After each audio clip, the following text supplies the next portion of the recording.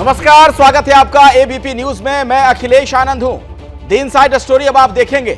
आगे हम आपको दिखाने वाले हैं आज की बड़ी खबरों के अंदर की खबर, उनके पीछे का अनकहा सच भी आप जानेंगे। अब वक्त हो चला है बड़ी खबरों की इनसाइड स्टोरी जानने का। कश्मीरियत की, भाईचारे की, सौहार्द की बात आपने कई बार सुनी होगी, लेकिन इस भावना को कौन ठेस पहुंचा रहा है? कश्मीर से आई ये इनसाइड स्टोरी आपको हैरान करेगी।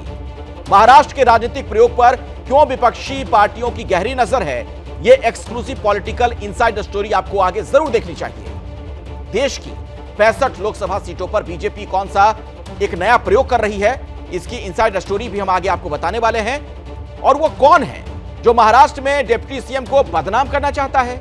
क्यों महाराष्ट्र में अमृता फडणवीस अचानक चर्चा में है, इसकी इनसाइड स्टोरी भी जरूर आगे आप देखिएगा। बाबा बागेश्वर अब किस नए विवाद में फंसते दिख रहे हैं, ये दिलचस्प इनसाइड स्टोरी हम आगे आपको दिखाने वाले हैं। लेकिन सबसे पहले बात उस कट्टरपंथी सोच की जो आज एक तस्वीर देखकर फिर से दिल से जुबान पर आ गई। दिन भर कश्मीरियत का जाप करने वाले कट्टरपंथी आज महबूबा मुफ्ती की एक तस्वीर पर भड़क गए। आखिर क्यों कट्टरपंथी की आंखों का नूर रही महबूबा मुफ्ती आज अचानक उनकी आंखों में चुभने लगी हैं? रिपोर्ट देखिए।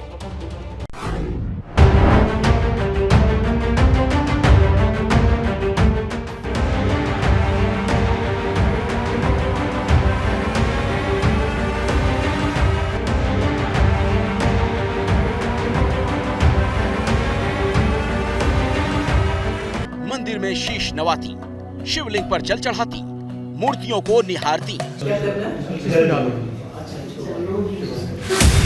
जी हाँ, आपने सही पहचाना, ये महबूबा मुफ्ती ही है। उनकी ऐसी तस्वीर आपने शायद ही पहले कभी देखी हो। वो इसलिए क्योंकि महबूबा मुफ्ती की छवि हार्डलाइनर की रही है।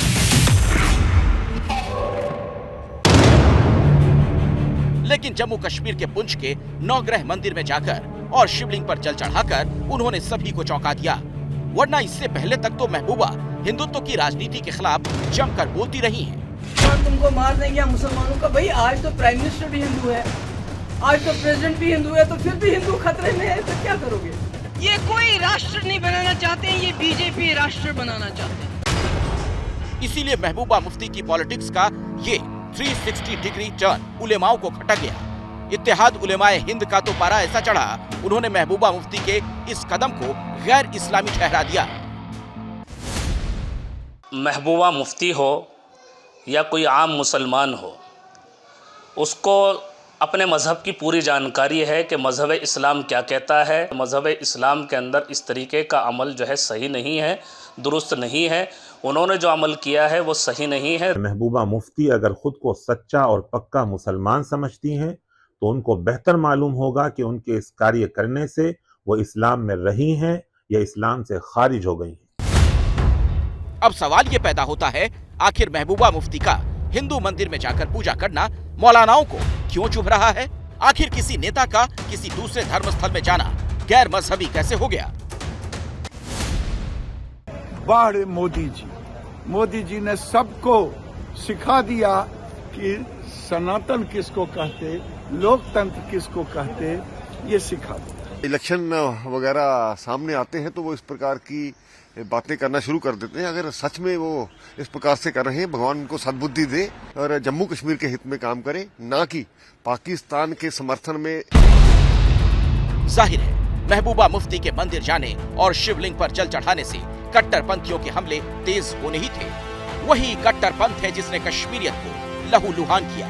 इसीलिए मंदिर जाने के सवालों पर महबूबा ने क्या कहा, ये सुनना जरूरी है। हम एक सेक्युलर मुल्क में रहते हैं जहाँ गंगा जमुना तहजीब है। मैंने मंदिर देखा जो उन्होंने बनाया, बड़ी मेहनत से बनाया, बड़ा पुंछ वालों ने बहुत दिल खोल के पैसा दिया है। और उसके बाद वहाँ किसी ने मेरे हाथ में बड़ी श्रद्धा से पानी का लोटा रख दिया कि आप इस पे डालिए। तो जब कोई इतनी श्रद्धा से, इतनी प्यार से आपसे कोई बात करे तो आप तो उसको दिल तो नहीं तोड़ेंगे, नहीं मैं नहीं डालूंगी। तो मंदिर में जाने और शिवलिंग पर जल चढ़ाने पर महबूबा ने जो कहना था कह दिया, लेकिन इसके पीछे का गेम समझना भी जरूरी है। जम्मू में हिंदू आबादी करीब 62% है। हिंदू बहुल जम्मू की राजनीतिक हैसियत डिलिमिटेशन के बाद और बढ़ गई। डिलिमिटेशन के बाद कश्मीर में 47 सीटें, जम्मू रीजन में 43 सीटें हो गईं। इसीलिए महबूबा मुफ्ती अब जम्मू इलाके में हिंदू आबादी तक पहुंचने की जुगत कर रही हैं। मैं आज जम्मू के लोगों को, अपने हिंदू भाइयों को ये पैगाम देना चाहती हूँ कि संभल जाओ, जाग जाओ। लेकिन महबूबा मुफ्ती की ये राजनीतिक जुगत कट्टरपंथियों को बेहद नागवार गुजरी। ऐसे में ये देखना दिलचस्प होगा कि महबूबा की पॉलिटिक्स का 360 डिग्री टर्न आगे क्या गुल खिलाता है। Bureau report, ABP news.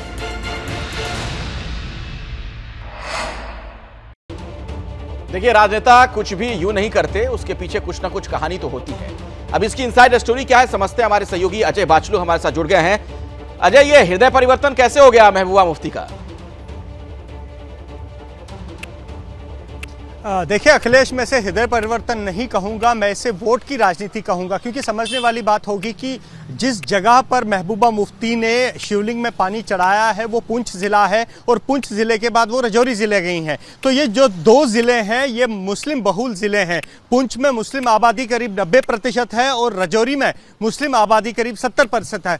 तो इसमें जो कैंडिडेट्स होते हैं अलग अलग पॉलिटिकल पार्टीज़ के, चाहे वो नेशनल कॉन्फ्रेंस हो, कांग्रेस हो, पीडीपी हो या दूसरी जमातें हो, वो आमतौर पर मुस्लिम चेहरे को प्रोजेक्ट करते हैं ताकि वहां से जो है सीट निकाली जा सके। ऐसे में ये जो बचे हुए हिंदू वोट हैं ये बहुत बड़ा प्लेयर साबित हो सकते हैं किसी भी पार्टी के जीत या हार के लिए। अब महबूबा मुफ्ती पुंछ गई हैं, पुंछ में काफी सारे पार्टीज जो है अपने मुस्लिम चेहरे जो है फील्ड में उतारेंगी चुनाव में। ऐसे में हिंदू वोटों को अपनी तरफ आकर्षित करने के लिए, क्योंकि आपने महबूबा का बयान सुना, वो साफ कह रही है कि किसी ने श्रद्धा से मेरे हाथ में लोटा थमा दिया, मैं रोक नहीं पाई। कुल मिलाकर ये वोटों का खेल नजर आता है। बहुत बहुत शुक्रिया अजय बाचलू इस जानकारी के लिए आपका। महबूबा मुफ्ती हिंदू वोटों में नई संभावनाएं टटोल रही हैं। इधर बीजेपी का मुस्लिम वोटों को रिझाने का एक बड़ा प्लान है। बीजेपी का एक नया राजनीतिक प्रयोग सामने आ रहा है। बीजेपी के इस प्रयोग की अहमियत ऐसी समझी जा सकती है कि अगर यह प्रयोग सफल रहा तो देश की राजनीति का रुख लंबे समय के लिए बदल जाएगा।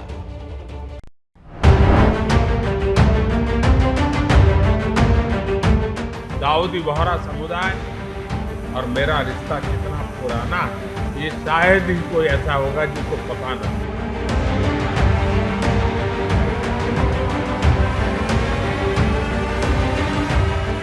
जिसने सूफी परंपरा को समझा होता वो कभी हाथ में बंदूक लेने का विचार नहीं करता।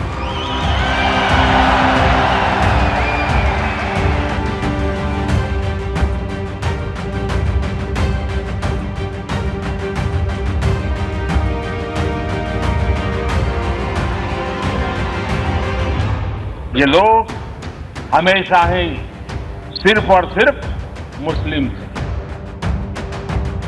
हमारे लिए, हमारी नजर में वो भारतीय है, हिंदुस्तानी।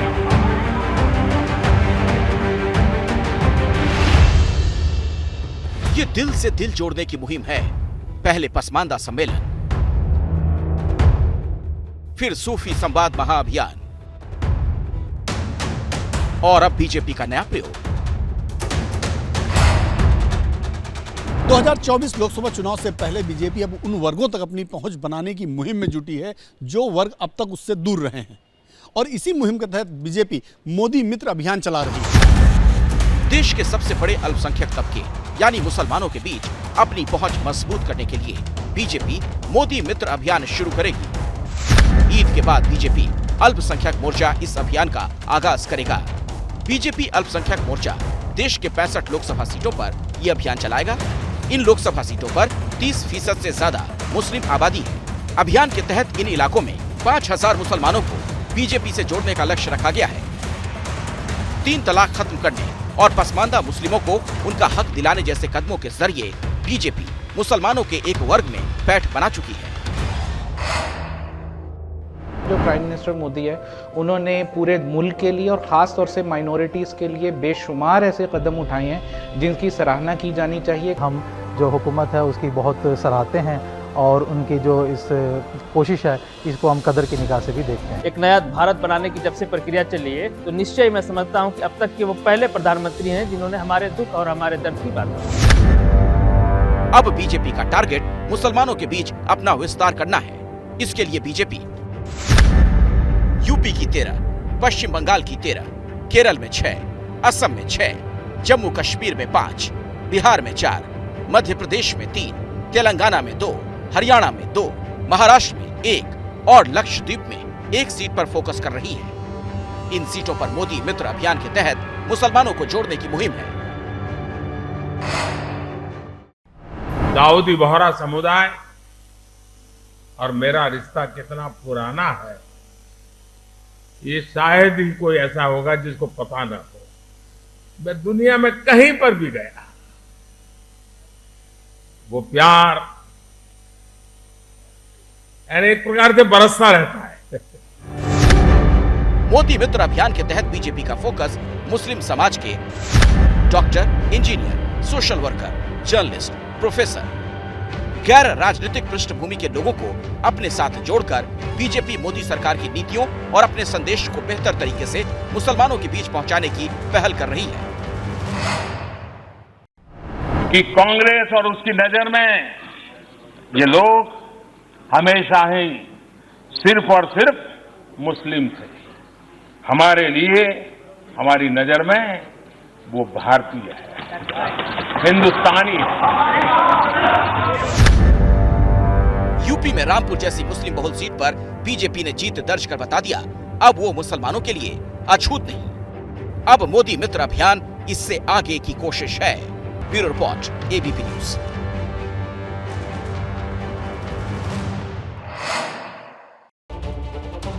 इस खबर की इनसाइड स्टोरी आपको बताएंगे नीरज पांडे इस वक्त हमारे साथ जुड़ गए, हमारे सहयोगी। नीरज, ये जो मोदी मित्र अभियान है, क्या ये 2024 की तैयारी है? निश्चित रूप में अखिलेश, भारतीय जनता पार्टी बहुत अच्छे से समझती है कि मुसलमानों में एक बहुत बड़ा तबका है जो सेकुलर है और वो भारत में डेवलपमेंट को प्राथमिकता देता है। भारतीय जनता पार्टी ऐसे ही उन तमाम लोगों में 65 लोकसभा सीटें चयनित की गई हैं जिसमें करीब 30% से ज्यादा मुसलमान हैं, और भाजपा ऐसे लोगों को टटोलना चाहती है क्योंकि बहुत से ऐसे लोग हैं जो भाजपा को वोट तो देना चाहते हैं लेकिन भाजपा उन तक अब तक पहुंची नहीं, और ये दर्द कहीं ना कहीं उनके अंदर भी है। और ऐसा प्रयोग ये गुजरात में पहले भी हो चुका है जहां पर बहुत सारे मुस्लिम समुदाय के लोगों ने भारतीय जनता पार्टी को वोट भी किया। तो भाजपा उसको पैन इंडिया लागू करना चाहती है और यही कारण है कि मोदी मित्र अभियान के जरिए भाजपा उस 65 सीटों में 30% वोट और में 30% वोट कम से कम अपने पक्ष में लाना चाहती है ताकि उसको लोकसभा चुनाव में सीधा फायदा भी मिल सके और मुस्लिम समाज के एक बहुत बड़े तबके में उनकी अपनी घुसपैठ हो सके। जी, बहुत बहुत धन्यवाद नीरज पांडे इस जानकारी के लिए आपका। और दी इनसाइड स्टोरी में अब बात कर लेते हैं उस मॉडल की जिस पर विपक्ष के दिग्गजों की नजर है। महाराष्ट्र में जब कांग्रेस, एनसीपी और उद्धव ठाकरे ने सरकार बनाई थी तभी इसे बीजेपी के खिलाफ नया मॉडल बताया गया, लेकिन अब ये मॉडल नए अवतार में विपक्ष की राजनीति की धुरी बनने के प्रयास में है।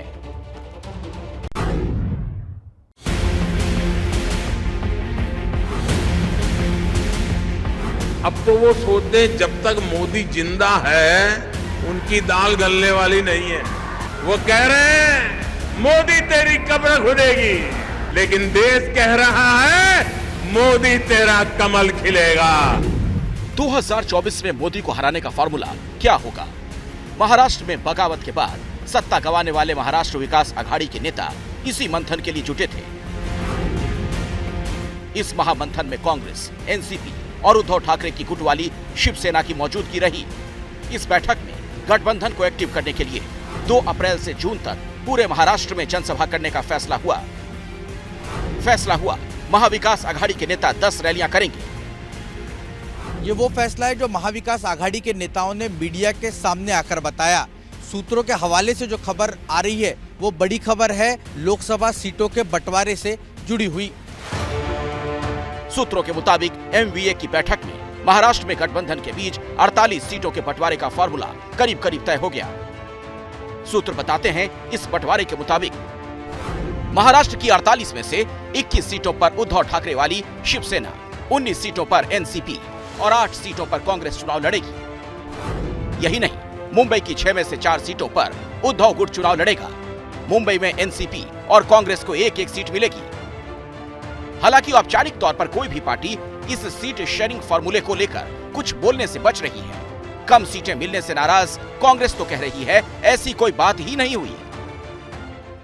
अभी कोई शेयर अपना सीट शेयर का कोई डिसाइड नहीं हुआ है, इसके ऊपर कोई चर्चा नहीं हुई है। राज्य और केंद्र सरकार के विरोध में महाविकास आघाड़ी की सभाएं होगी, जनसभाएं होगी और उसका एक प्लानिंग करने के लिए कल की मीटिंग हुई। सूत्रों ने बताया कि महाराष्ट्र की 48 लोकसभा सीट में से 5 से 6 ऐसी लोकसभा सीटें हैं जिसको लेकर घटक दलों में आम राय नहीं बन पाई है।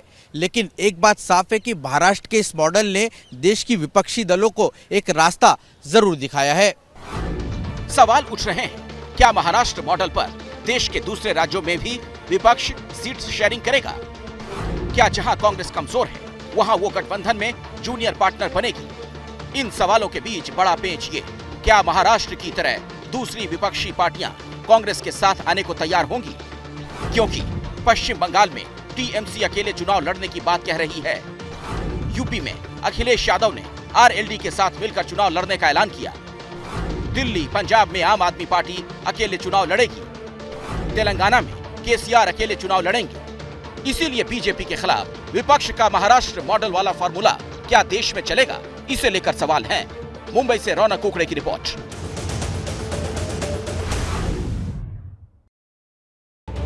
तो अंदर क्या पक रहा है, इनसाइडर स्टोरी क्या है, आपको बताएंगे जितेंद्र दीक्षित। जितेंद्र, ये भी दिलचस्प कम नहीं है। अगर बात की जाए यहाँ की, आप एक तरीके से देखिए नागालैंड में बीजेपी के साथ है एनसीपी, यहाँ ये लोग साथ में, कब तक एक साथ रह पाएंगे महाविकास आघाड़ी के लोग? देखिए अखिलेश, लोकसभा चुनाव होने में अभी साल भर का वक्त है और साल भर के दौरान क्या कुछ होता है देखना दिलचस्प होगा। क्या साल भर तक ये महाराष्ट्र मॉडल टिक पाएगा, इस बात को लेकर सवाल है 3 कारणों से। पहला कारण ये है कि कांग्रेस इस सीट शेयरिंग से नाराज है। कांग्रेस को कम सीटें मिली हैं और कांग्रेस उससे खुश नहीं है, तो उसको लेकर इनके बीच में फिर से बातचीत हो सकती है। दूसरी अहम बात कि इस जो मॉडल में शरद पवार भी मौजूद हैं। महाराष्ट्र में शरद पवार बीजेपी विरोधी गठबंधन के साथ हैं, तो वहीं हमने देखा कि नागालैंड में जो सत्ताधारी गठबंधन है जिसमें बीजेपी है उसमें वे उसके साथ में हैं। तो शरद पवार इस साल भर में क्या कुछ करते हैं ये देखना दिलचस्प होगा। और तीसरा ये कि जल्द ही मुंबई महानगर पालिका के चुनाव होने जा रहे हैं और ये चुनाव एक तरह के लिटमस टेस्ट साबित होंगे और उससे ये पता चलेगा कि क्या वाकई में ये मॉडल लोकसभा चुनाव तक टिका रह पाएगा या नहीं। जी, इस महत्वपूर्ण जानकारी के लिए बहुत बहुत धन्यवाद जितेंद्र दीक्षित आपका। और अब बात महाराष्ट्र की होगी, जहां एक एफआईआर और एक महिला डिजाइनर की गिरफ्तारी को लेकर सियासी बहस तेज हो गई। क्या डिप्टी सीएम देवेंद्र फडणवीस को बदनाम करने के लिए कोई जाल बिछाया जा रहा है? इस रिपोर्ट में देखिए। वो नाम जिनकी जबरदस्त फैन फॉलोइंग है, जिनकी पहचान ग्लैमर वर्ल्ड से लेकर बॉलीवुड तक है, जो अब तक हिंदी, अंग्रेजी और पंजाबी में कई गाने गा चुकी हैं। लेकिन अमृता फडणवीस की पहचान सिर्फ इतनी ही नहीं। अमृता महाराष्ट्र के डिप्टी सीएम देवेंद्र फडणवीस की पत्नी है। इसलिए सवाल पूछे जा रहे हैं, क्या महाराष्ट्र की शिंदे सरकार को बदनाम करने की साजिश रची गई थी? क्या सरकार को घेरने के लिए डिप्टी सीएम की घेरेबंदी की जा रही थी? आखिर 1 करोड़ रिश्वत की कोशिश और धमकी का मकसद क्या है?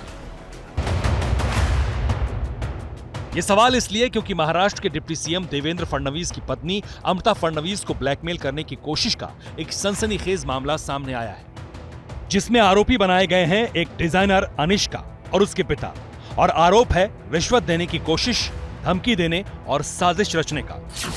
अमृता फडणवीस ने एफआईआर में कहा है कि डिजाइनर ने नवंबर 2021 में पहली बार उनसे संपर्क किया। डिजाइनर का उनके घर आना जाना भी था। वो ज्वेलरी और फुटवियर डिजाइनर है। दोनों की मुलाकात एक कार्यक्रम में हुई थी। अमृता फडणवीस ने अपने बयान में बताया कि अनिक्षा नाम की एक डिजाइनर ने उन्हें अप्रत्यक्ष रूप से धमकी दी और एक साजिश के तहत उन्हें 1 करोड़ रुपए रिश्वत देने की पेशकश की। एफआईआर में अमृता फडणवीस ने कहा कि अनिष्का ने 18 और 19 फरवरी को एक अज्ञात नंबर से एक वीडियो क्लिप, वॉइस नोट और मैसेज भेजा था, जिसके बाद अनिष्का और उसके पिता ने अमृता फडणवीस को अप्रत्यक्ष तौर पर धमकी दी थी। अमृता फडणवीस की शिकायत पर पुलिस ने मामला दर्ज किया है। एफआईआर में अनिष्का और उसके पिता का नाम 2 आरोपियों के रूप में लिखा गया है। इस बीच इस मामले की गूंज महाराष्ट्र विधानसभा में भी सुनाई दी। मेरी पत्नी अमृता फडणवीस इन्होंने एक एफआईआर दाखिल की है, जिसमें भ्रष्टाचार करके और ब्लैकमेल करके दबाव बनाकर किस प्रकार से अपनी केसेस वापस लेना, भ्रष्टाचार करना, इसकी कोशिश की गई। मैं ऐसा मानता हूं कि राजनीति में ये बहुत ही निचला स्तर है।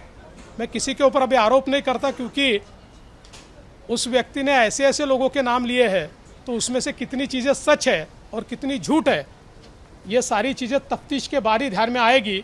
देखो, मुझे ये कहना है कि जब वो खुद राज्य के मुख्यमंत्री थे, राज्य के गृह मंत्री थे उस समय, तब से ये चल रहा मामला, ये उनने कहा जब उनका परिवार ही सुरक्षित नहीं है तो महाराष्ट्र को कैसे सुरक्षित रखेंगे, ये सवाल भी इसमें पैदा होता है। फिलहाल पुलिस तहकीकात कर साजिश की कड़ियां सुलझाने की कोशिश कर रही है, लेकिन इससे आने वाले दिनों में महाराष्ट्र की राजनीति गरमाने के पूरे आसार हैं। मुंबई से एबीपी न्यूज के लिए रौनक कुकड़े की रिपोर्ट। और अब अगली खबर, महाराष्ट्र ही वो राज्य है जहां बागेश्वर धाम के महंत धीरेंद्र शास्त्री के खिलाफ पहला चैलेंज सामने आया। अब महाराष्ट्र में फिर से धीरेंद्र शास्त्री का विरोध हो रहा है। 2 दिन बाद धीरेंद्र शास्त्री का दरबार मुंबई में लगने जा रहा है, लेकिन महाराष्ट्र कांग्रेस विरोध में खड़ी हो गई है। जितनी चर्चाएं उतने विवाद, लेकिन बाबा की पॉपुलैरिटी की छलांग भी ऊंची होती जा रही है। अब धीरेंद्र शास्त्री का अगला पड़ाव है मुंबई। मुंबई में 18 और 19 मार्च को बाबा बागेश्वर का दरबार लगने वाला है। मुंबई के मीरा रोड इलाके में बाबा का दिव्य दरबार और प्रवचन तय हुआ, लेकिन कांग्रेस ने एक नया रोड़ा डाल दिया है। कांग्रेस ने साफ कह दिया, महाराष्ट्र में बाबा का प्रोग्राम नहीं होने देंगे। वजह भी सुनिए। उनने हमारे संतों का अपमान किया है। संत श्रेष्ठ तुकाराम महाराज, इसे विचारधारा को बीजेपी सम्मानित कर रही है, तो बीजेपी का असली रूप सामने आ रहा है और इसका विरोध करना हमारा काम है। वैसे बागेश्वर वाले बाबा ने ऐसा क्या कह दिया जिसे लेकर कांग्रेस विरोध पर उतर आई? सुनिए। उनकी घरबारी बड़ी खतरनाक, तुकाराम की। 2-4 बार जब तक वो गाली ना बक दे तुकाराम को, वो शांत नहीं बैठती। और एक जगह तो हमने पढ़ा कि तुकाराम को पीटती भी थी। और तुकाराम से कोई पूछे, आपकी पत्नी इतनी खतरनाक, डेंजर है, और आप कैसा फील कर रहे हैं?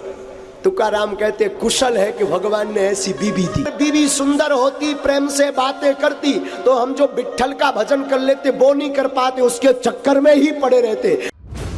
धीरेंद्र शास्त्री ने संत तुकाराम का जिक्र करके किस्सा सुनाया जो सोशल मीडिया पर वायरल हो गया। धीरेंद्र शास्त्री के बयान से महाराष्ट्र में गुस्से की लहर दौड़ गई। मामला तूल पकड़ा।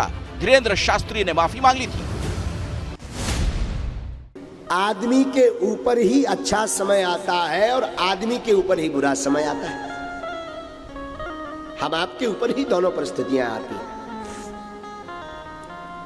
पर कई बार ऐसी वृत्ति होती है, और देव योग भी, कर्म फल भी कह सकते हैं। इस बात को करीब 1.5 महीना हो चुका। ऐसे में सवाल ये, कांग्रेस ने अब विरोध का बिगुल क्यों बजाया? इसकी वजह भी बाबा ही बताएंगे। मुंबई वासियों के लिए पुनः बड़ी खुशखबरी है। मुंबई महाराष्ट्र में पुनः बागेश्वर बालाजी की कृपा से 18 मार्च को एक दिवसीय दिव्य दरबार लगने जा रहा है। 19 मार्च को आशीर्वचन एवं सिद्ध अभिमंत्रित भभूति का वितरण होने जा रहा है। नागपुर में बाबा के चमत्कारों को मिली चुनौती के बाद महाराष्ट्र में धीरेंद्र शास्त्री का ये पहला प्रोग्राम है। वैसे बाबा के यूपी वाले प्रोग्राम की रिपोर्ट भी 100% दुरुस्त नहीं है। कानपुर में 17 अप्रैल से धीरेंद्र शास्त्री की हनुमत कथा का आयोजन होगा जो 22 अप्रैल तक चलेगा। बाबा के कार्यक्रम की तैयारियां तेज हो गई हैं। पहले ये प्रोग्राम शहर में होना था, लेकिन अब इसे देहात में शिफ्ट कर दिया गया। वजह क्या है? आयोजकों से सुनिए। कानपुर शहर में चूंकि इतना बड़ा कोई स्थान नहीं है जहां पर कि जो इतनी संख्या में लोग एकत्रित हो सके, और कानपुर अपने आप में इतनी भीड़ भाड़ वाला क्षेत्र है, बहुत से 2-2.5 लाख लोगों की व्यवस्था हो पाना संभव प्रशासन की दृष्टि से नहीं हो पा रहा है, स्थान नहीं है। चर्चा में आने के बाद बागेश्वर धाम के पीठाधीश्वर धीरेंद्र शास्त्री का यूपी में ये दूसरा कार्यक्रम है। इससे पहले फरवरी के पहले हफ्ते में बागेश्वर बाबा का प्रयागराज में दरबार लग चुका है। मुंबई से रौनक कुकड़े के साथ ब्यूरो रिपोर्ट। क्या मजबूरी है मेरी, बताइए। मैं अभी आपको बताती हूँ कि मैंने ओए होए होए होए होए, नमकीन के चटकारे लेते हुए टकटकी मार के डिबेट शो को पॉज रिपीट कर कर के देख रहे हैं जोगिंदर जी। इनकी तरह आप भी देखें अपनी फेवरेट डिबेट्स को रिपीट कर और डाउनलोड कीजिए एबीपी लाइव ऐप अपने स्मार्ट टीवी पर।